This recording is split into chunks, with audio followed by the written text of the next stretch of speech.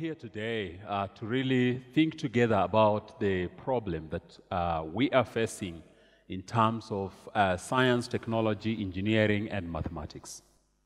And what is the problem here? In most cases, we've realized that we are not producing what is required in the industry in terms of human resource. And yet, our universities, our education system is producing a high eminent number in terms of performance, academic performance. But there is something that is really lacking in the system. To be precise, we are looking at competence skills in terms of being able to meet the demand by the industry. The academic institutions have done their level best in terms of formal education system. But yet, why do we have to train the personnel for to have competent skills in the industry? So it really calls for the industry to put in training as part of their recruitment strategy. And this has a costing effect. So, what is lacking here? We are looking at the training institution, the education sector needs to review its system in terms of producing competent, in terms of skills that are able to be deployed in the industry. The other problem here is we also need to train our teachers. Our teachers are lacking the approach of informal education so that we have hands-on, minds-on on science, technology, engineering, and mathematics. This is none other than Kenneth Monjero, who has gone through the system in terms of formal education and informal education. I am also the pioneer Children's Science Center Kenya, which is based under the government within the Kenya Agriculture and Livestock Research Organization, which is a parastatal under the Ministry of Agriculture. I am a passionate individual to nurture children with competent skills that are needed by the industry. This is the way to go. And just hold on us as we proceed to look into how can we nurture our children? How can we engage in education that is developing competent skills in our learners? Now, let's go back to STEM. Science, technology, engineering, and mathematics. I know every one of you have moved into this education system in terms of trying to bring up to speed country in terms of STEM. And many also have ranked it to be STEAM or STEAMy in whatever aspect. There has been lots of complaints by the ministry, by the industry, by everyone, that uptake of STEM is lagging behind, especially with the girl child. And it's good to look into why do we have this gap. Our previous education system was basically measuring on formal education system, which drives learners into reading, writing, and being able to pass exams with excellent score. A's. And that's the ranking of the education system.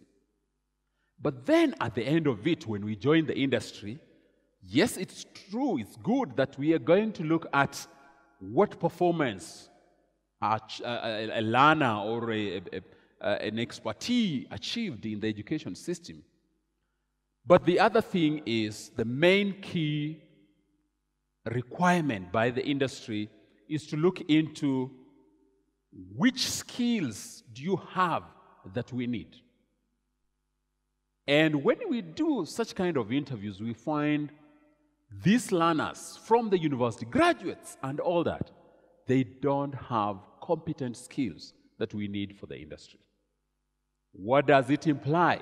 It implies after recruitment, you must have time for training the various human personnel that you need to absorb in the system for production. This has an industrial cost which we need to minimize. Every industry is looking at minimizing, and that's why many have been asking, why is the industry taking up their human resource from the technical training institutions and from such kind of like polytechnics and such? Is because of the competent skills. Now let's look at the way we nurture our children. In our homes, I want to start all the way from our homes. We try to the level best to employ a house help. We try to our level best to make sure that after school, these children are back home. They are engaged in books and doing assignments and doing all those kinds of informal education that is required by their school. And we don't expose them much into hands-on, minds-on, application of the education that the formal education they have gone through. So we deny them the right of access not only to formal education, but also to informal education. Because informal education, it happens mostly out of class. And they are able to access application of the formal education.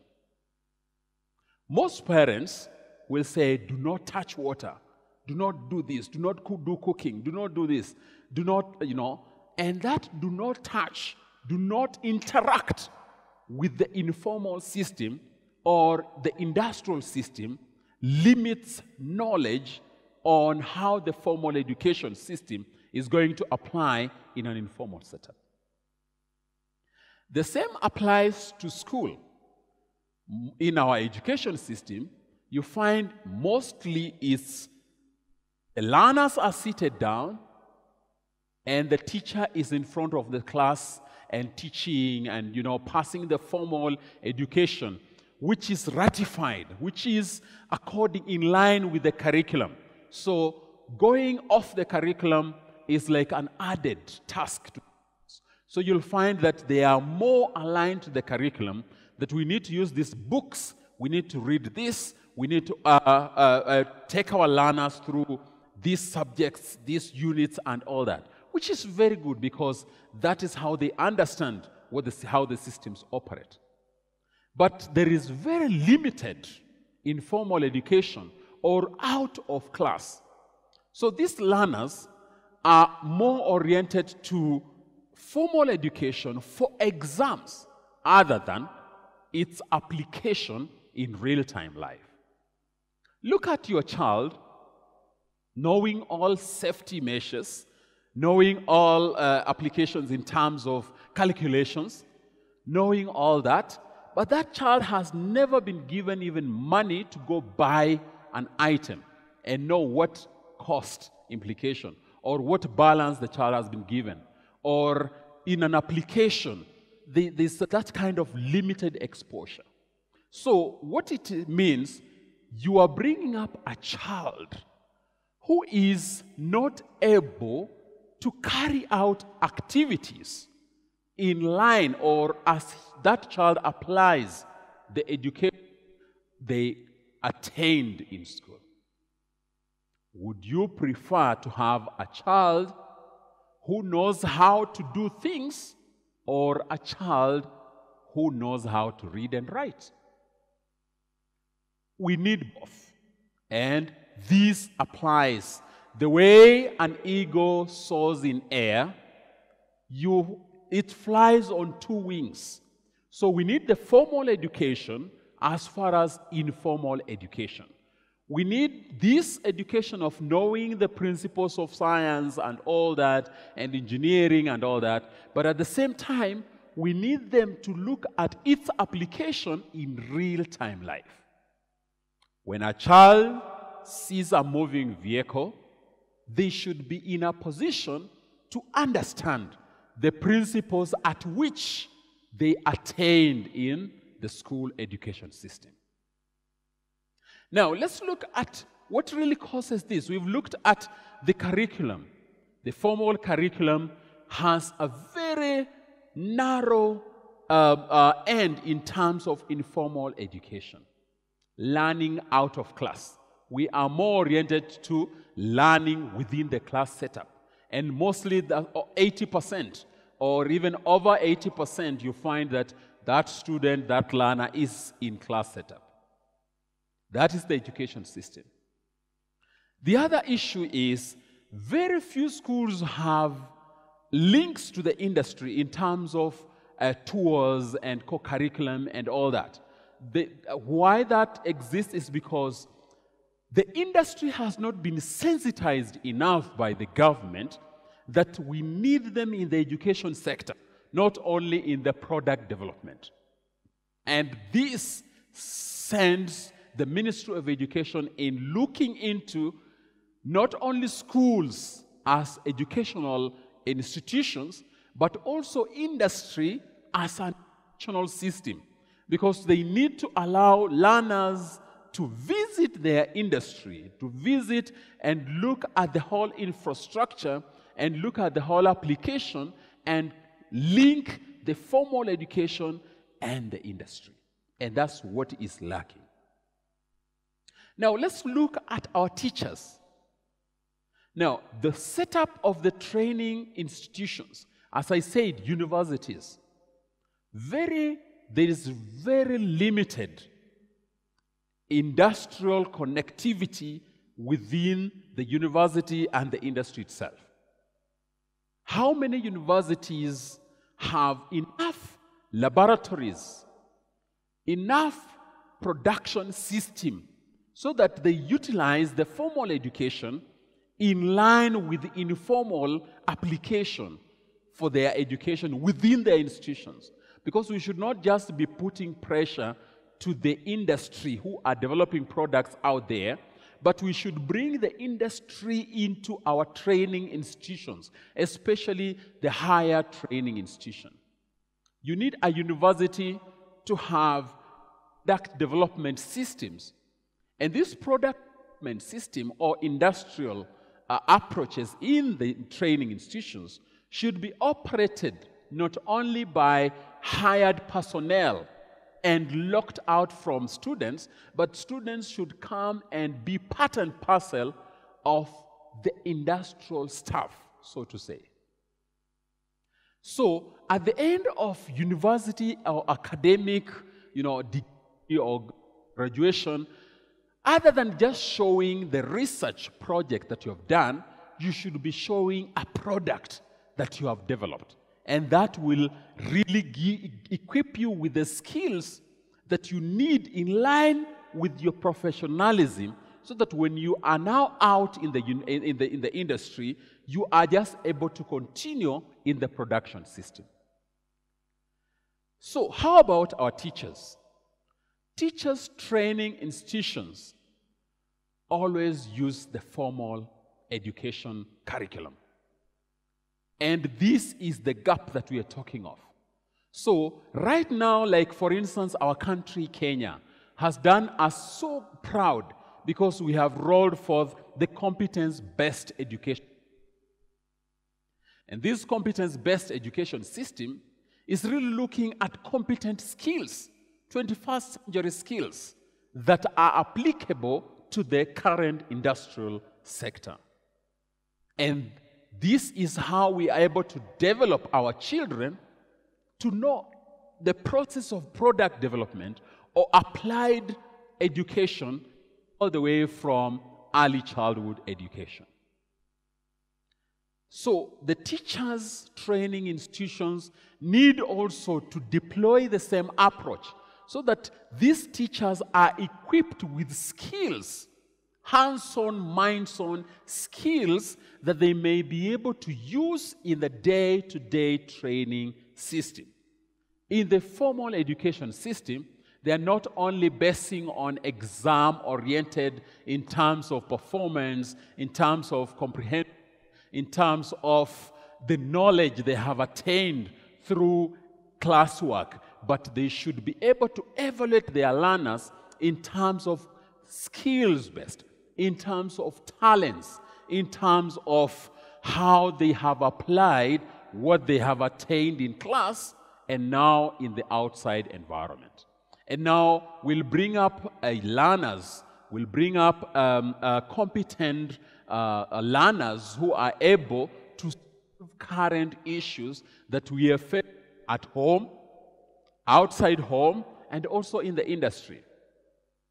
There's a child who has learned about making yogurt, but they have never made their own yogurt. They have never gone through the real actual process to know that there are optimizations, to know that there is, quality control systems until you get the right product. So they have not developed that resilience of applied education. So the teachers, once equipped with that, then we can talk about learners being equipped with the right skills that are needed by the industry. Now let's look at parents. What do we do as parents? We send our children to the formal education system. Most parents have been complaining, you can't do anything, you just sit here, you can't do anything, you can't even wash utensils, you can't even, and you maybe take them to the industry to do some kind of casual labor or so after school, maybe if they're above 18 years, as regulated by the labor laws. But then you find they are not competitive enough. They are not competent even at the industry level. Why? It's not their blame. Parents have left these children into hands of teachers, and teachers have taken them through the formal education system, and these are A materials, first-class materials, and you feel you have the certificate. But then parents need to play a role. How do you play a role? You need to take them visits. You need to engage day to day what you are doing. Because most learners, most children don't know even what their father does, what their mother does. And science, technology, engineering, and mathematics will only be deployed in the development of our countries if every person is engaged. Now, the other issue here is the institutions that were there producing materials or producing industrial personnel who have competent skills have been all turned into universities. Now look at the education sector. The education sector. We used to have polytechnics, we used to have technical training institutions, TVET and all that, but most of them have been turned into universities. And now they have enough resources that can be able to be deployed into hands experiential learning. So we end up producing materials or learners who are not competent in skills that industries need, but they are competent academically in terms of understanding principles, but not applied. So there is need for the country, for the governments, for whoever it is, to look into how can our academic institutions deploy the formal curriculum as well as the informal education within the system. It is mandatory for the Ministry of Education in whatever country to look at the end of every examinable period. This exam looks into the competent skills other than just setting exams, and these learners are revising their notes and all that, and then saying we have passed exams. They might even cram to pass exams. So we look at, can we put up like a lab where they can be able to come and prove that they have been trained on this? If it's university sector, we need equipments, machines, and all that are utilized in the industry so that learners can come and prove to us as examiners that they are competent enough for the industry. Now, The other thing is it's an individual affair that every learner should look into which skills have I attained, especially in the time that I am in. So to make a brief of what I've been talking about is we need science, technology, engineering, and mathematics, inclusive of innovation, inclusive of art, so that we can be able to produce competent human resource to the industry for countries' development. In this 21st century, we cannot continue the way it has been in previous centuries, because what we need right now is everyone should be able to stand and face day-to-day challenge, looking into how to solve, how to produce products as early as in childhood. Every child should have enough skills to produce items, even if it means prototypes. Every training institution should be equipped with infrastructure which engaging their learners into competent learning, producing learners who are competent enough to join the industry without much training, because we are putting pressure to the industry if they need to put in resources for training. And to wind up on this note, we need governments to adopt more of hands-on experiential learning so that can fly on two wings in terms of formal education, tailored curriculum and all that, vis-a-vis the applied education, so that they can learn and apply at the same time. And that will be flying on two wings, and that will produce what we need to change the world, what you need to survive in this 21st century, and what we need to make competent learners that are able to become a human resource for the industry. Thank you so much.